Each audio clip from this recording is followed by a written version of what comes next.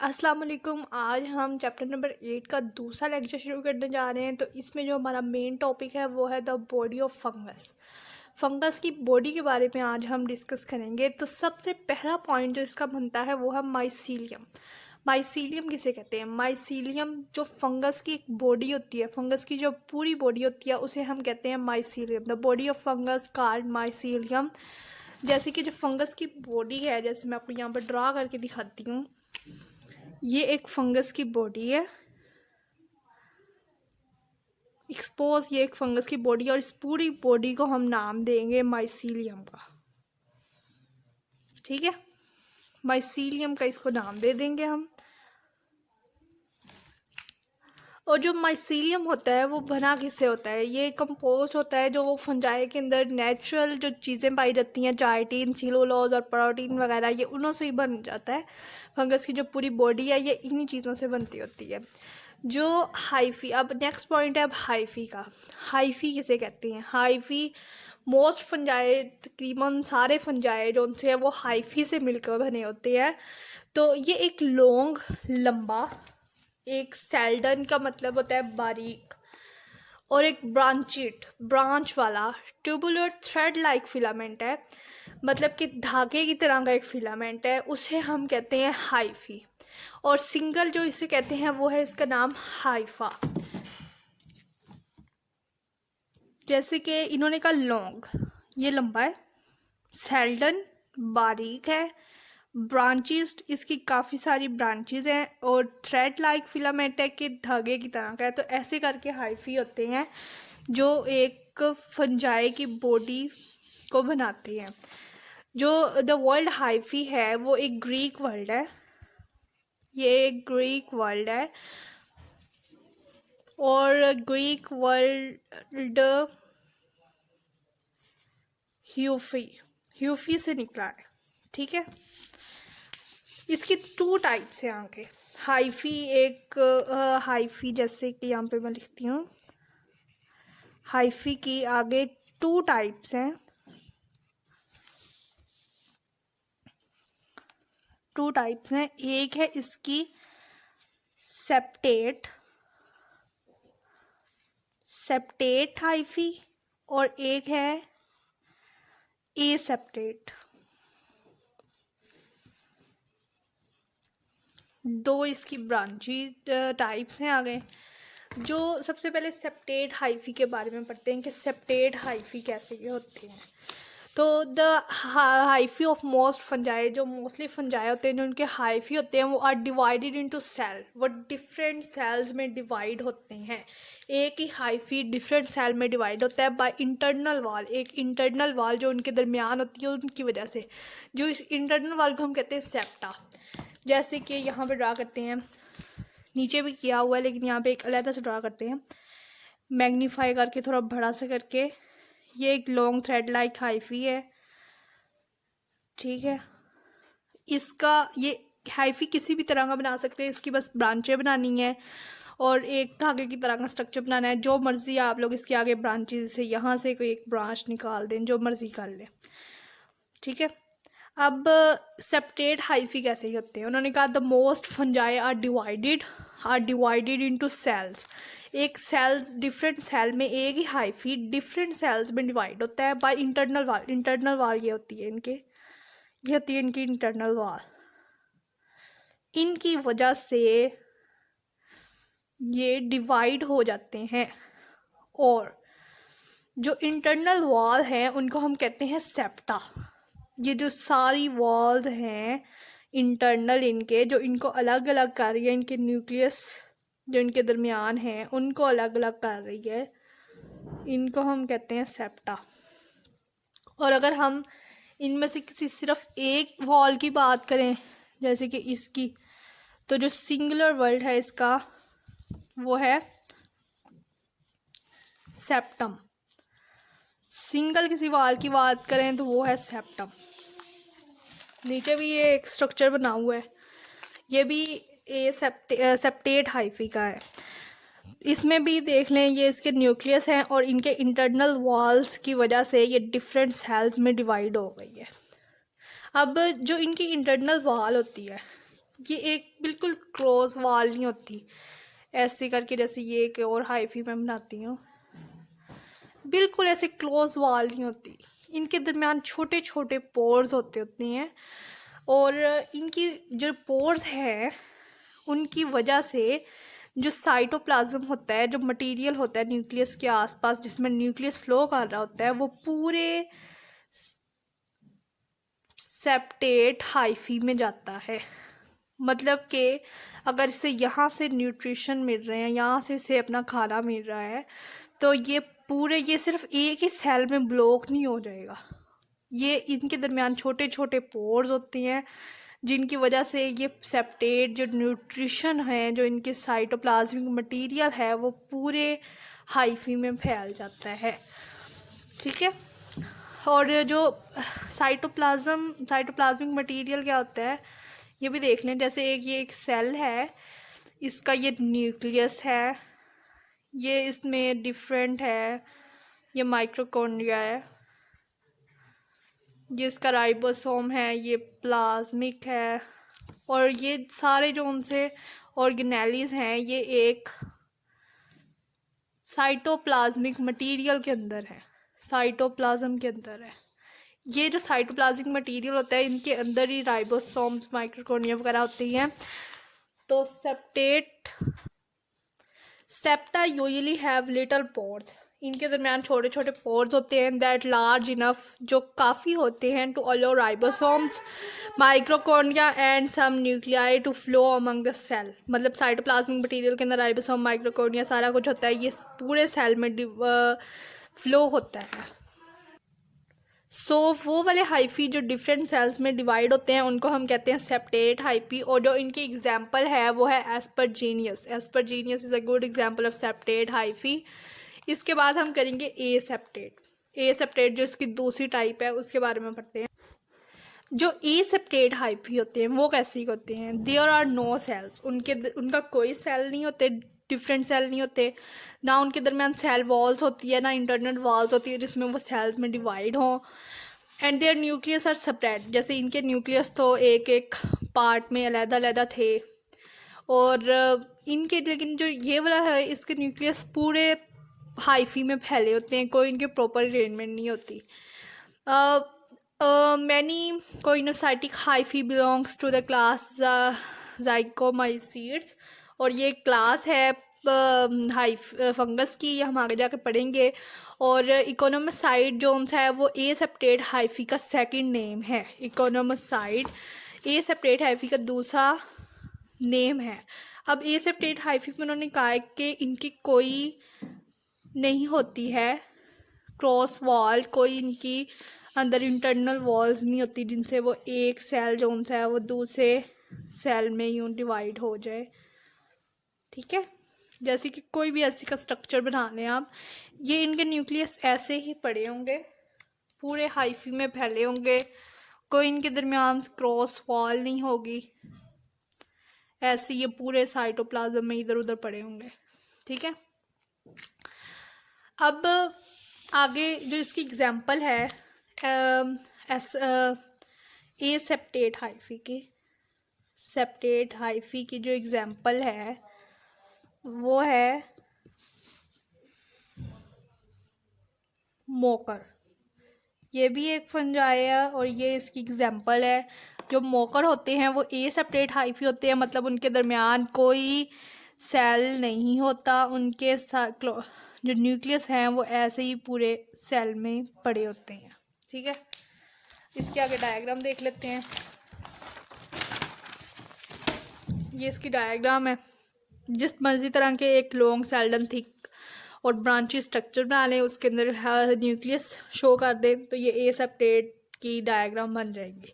आगे है rapid cytoplasmic flow, कि जो साइटोप्लाज्मिक मटेरियल होता है, जो माइक्रोसोम्स, माइक्रोकॉन्ड्रिया, सारा कुछ जो ऑर्गेनेलीज है या न्यूट्रिशन है, वो किस में जल्दी फ़्लो करता है?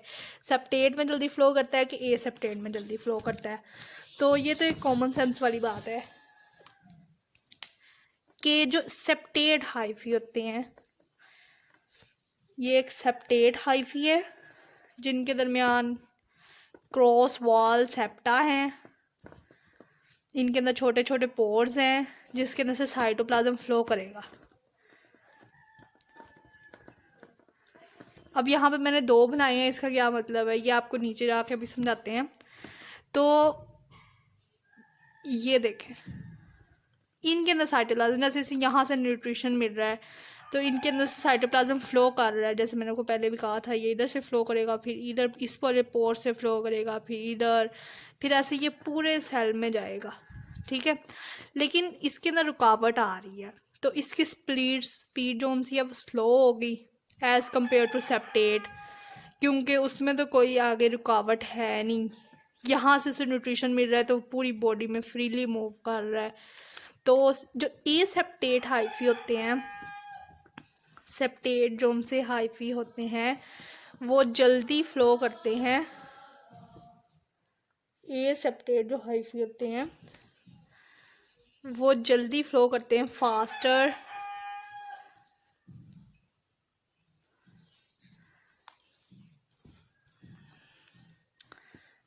फ्लो करते हैं एज़ कंपेयर्ड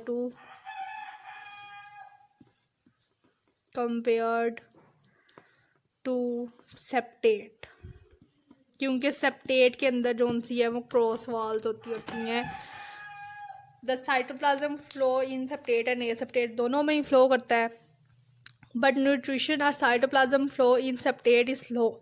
जो न्यूट्रिशन या साइटोप्लाज्म का फ्लो होता है वो सेप्टेट में स्लो होता है एज़ कम्पेयर टू सेप्टेट में स्लो होता है एज़ कम्पेयर टू एसेप्टेट। क्यों स्लो होता है? Because they have cross walls. Extensive spreading system of hyphae provide enormous surface area for absorption. अब क्योंकि इसकी ये खसूसियत है कि इसकी हाइफी की ये खसूसियत है, ये फंगस की ये खसूसियत है कि इसे एक जगह से न्यूट्रिशन मिल रहा हो तो इसकी पूरी बॉडी में फ़्लो करता है, ठीक है, पूरी बॉडी में वो न्यूट्रिशन फ़्लो करता है। तो इस वजह से ये जल्दी फैलते हैं, जल्दी स्प्रेड होते हैं।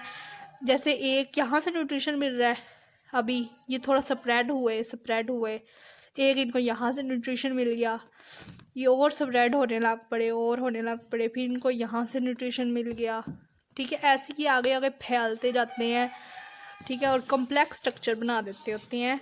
इसलिए इनकी जो रिप्रोडक्शन या इनकी जो उनसी फैलने की जो उनसी सिस्टम है, जो इनका स्प्रेडिंग सिस्टम है वो फास्ट होता है, ठीक है ना, क्योंकि इनका जो ऑब्जॉर्टिव एरिया है, मतलब जो इन्हें न्यूट्रिशन ऑब्जॉर्व करने का एरिया है, जैसे एक यहाँ से था, फिर एक यहाँ से हो गया, फिर एक यहाँ से हो गया, ये फैलते गए, एक यहाँ से हो गया, ये ऐसे ऐसे करके बढ़ता रहता है, इसलिए ये जल्दी से जल्दी ग्रोथ करते हैं।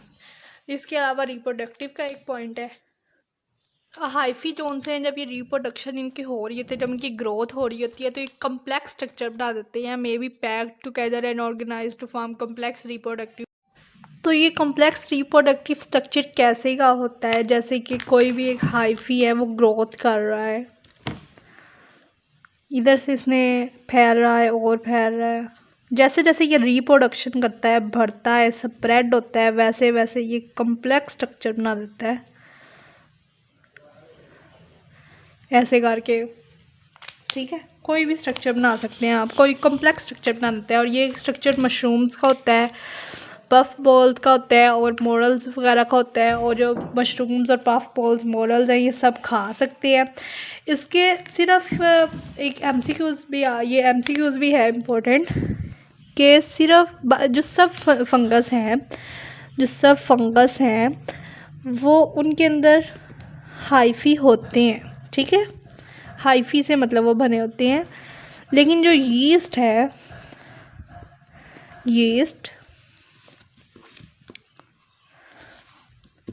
है इनके अंदर हाइफी नहीं होते, ठीक है, क्यों हाइफी इनके अंदर नहीं होते। और ये हमसे को ज़्यादा है कि कौन से ऐसे फंगस हैं जिनके अंदर हाइफी नहीं होते, तो वो यीस्ट हैं जिनके अंदर हाइफी नहीं होते हैं। और जो यीस्ट होते हैं वो यूनिसेलुलर होते हैं। और एक और बात जो मैंने आपको नीचे बताई थी कि ये जैसे कि सेप्टेट एक है, सेप्टेट हाइफी है, इसके अंदर ये क्रॉस वॉल्स हैं, इंटरनल वॉल सेप्टा है। ये यहाँ पे एक न्यूक्लियस, यहाँ पे दो हैं, यहाँ पे एक न्यूक्लियस, यहाँ पे दो न्यूक्लियस, एक मतलब कि कहीं पे एक है और कहीं पे दो हैं। ये ऐसे क्यों होता है? क्योंकि जब ये रिप्रोडक्शन शो कर रहे होते हैं तब कुछ देर के लिए ट्रांसिट, यहाँ पे लिखा हुआ है आपकी बुक पे, आर फंगल न्यूक्लियाई और हैप्लॉइड, ये सारे हैप्लॉइड होते हैं कि उनमें एक ही न्यूक्लियाई होता है, ठीक है। Except the transit diploid zygote, transit का मतलब होता है ट्रांसिट का मतलब होता है शॉर्ट टाइम। इसका मतलब होता है शॉर्ट टाइम, मतलब थोड़े अरसे के लिए, टेम्परेरीली, या फिर कह लें कि शॉर्ट एज या फिर शॉर्ट टाइम के लिए, short time, short age, temporarily, थोड़ी अरसे के लिए ये ना डिप्लॉइड ज़ाइगोट बना देता होता है। Diploid zygote that form during sexual reproduction, अब इनकी रिप्रोडक्शन हो रही होती है तब ये थोड़े टाइम के लिए, शॉर्ट टाइम के लिए किसी सेल में डिप्लॉइड ज़ाइगोट बना देता है, मतलब दो ज़ाइगोट बना देता होता है, न्यूक्लियाई बना देता होता है। इसलिए किसी सेल में एक होता है, किसी सेल में दो होता है जब ये रिप्रोडक्शन कर रहे होते हैं। इसके अलावा एक येलो बॉक्स है आर्मिलेरिया का। आर्मिलेरिया ये जो एक आर्मिलेरिया है, आर्मिलेरिया ये एक फंगस है।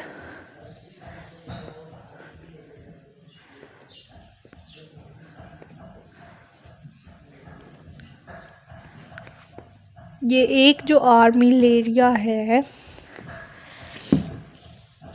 ये एक आर्मिलेरिया, मैं ये ज़्यादा सारे की बात नहीं कर रही, मैं एक आर्मिलेरिया की बात कर रही हूँ कि एक आर्मिलेरिया 1 किलोमीटर तक स्प्रेड करता है, ठीक है। ये एक फंगस है आर्मिलेरिया जो 1 किलोमीटर तक स्प्रेड कर जाता है इन 1 डे, सिर्फ एक दिन में ये 1 किलोमीटर तक फैल जाता है, 1 किलोमीटर के सरफेस एरिया तक ये फैल जाता है। ये और इनकी ये देखें सिंगल माइसीलियम, मतलब कि एक ही माइसीलियम से में प्रोड्यूस अप टू, ये प्रोड्यूस हो जाता है या भर जाता है 1 किलोमीटर तक, तो न्यू हाइफी, अपने नए हाइफी बनाते हुए इन 1 डे, सिर्फ एक ही दिन में। और इनके सर्कुलर कोन्स लाइक स्ट्रक्चर होते हैं ऐसे, सर्कुलर कोन लाइक स्ट्रक्चर होते हैं ऐसे करके, ऊपर से जो इनके शो होता है वो ऐसे एक सर्कुलर कोन लाइक स्ट्रक्चर होता है। आर्मिलेरिया का ये पैथोजेनिक एक डेंजरस फंगस है और ये इफ़ेक्ट करता है, इफ्लेक्टिंग मतलब कि ये डैमेज करता है कोनिफर प्लांट्स को। पैथोजेनिक फंगस इफ्लेक्टिंग कॉनिफर्स, ये कॉनिफर्स प्लांट जो उनसे हैं उनको इफ़ेक्ट करता है, उनकी ग्रोथ को इफ़ेक्ट कर रहा है और ये 15 हेक्टर्स तक फैल जाता है। ये भी एक शॉर्ट क्वेश्चन MCQs है, शॉर्ट क्वेश्चन ये आएगा आर्मिलेरिया, तो इसमें हमने सारा लिखना है। वैसे इसमें MCQs हैं 15 हेक्टर्स के, ये कितनी इनकी ये अप टू कितने एरिया तक फैल सकता है, तो ये 15 हेक्टर्स तक फैल जाता है। और जो 1 हेक्टर है, 15 हेक्टर्स तक फैल जाता है, और जो 1 हेक्टर है वो 1000 मीटर स्क्वायर के इक्वल होता है। तो आगे नीचे है could it be the world largest organism, कि क्या हम ये ख्याल कर सकते हैं कि ये वर्ल्ड का लार्जेस्ट ऑर्गेनिज्म है क्योंकि इतनी जल्दी ग्रोथ करता है। लेकिन ये इसका अगर हम इस हिसाब से कहें ना कि ये सरफेस एरिया को कितना, जैसे ये एक सरफेस एरिया है, ये 1 किलोमीटर का सरफेस एरिया है, एक्सपोज करना है 1 किलोमीटर का ये सरफेस एरिया है और इसके ऊपर ये फैले हुए हैं ऐसे, ठीक है।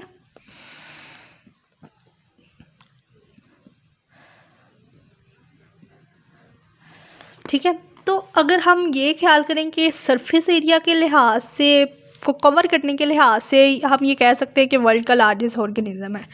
जैसे कि किसके एग्जांपल है कि एक बुक है, उसके 200 पेजेस हैं, तो जब वो कवर्ड है तब वो इतनी सी है। लेकिन जब हम उसे एक एक पेज को अलग-अलग करके रख देंगे तो फिर वो तो बहुत सारी जगह ले लेगी। ऐसे ही जब इनको इकट्ठा करेंगे तो फिर ये बहुत छोटे हैं, लेकिन अगर ये क्योंकि ग्रोथ स्प्रेड कर जाते हैं पूरे सरफेस एरिया पे, इसलिए अगर स्प्रेडिंग के लिहाज से देखें, सरफेस एरिया के लिहाज से देखें तो ये वर्ल्ड की लार्जेस्ट ऑर्गेनिज्म है। ये था हमारा आज का लेक्चर। अगर आपको वीडियो अच्छी लगी हो तो फिर सब्सक्राइब करें, लाइक करें चैनल को। अल्लाह हाफिज़।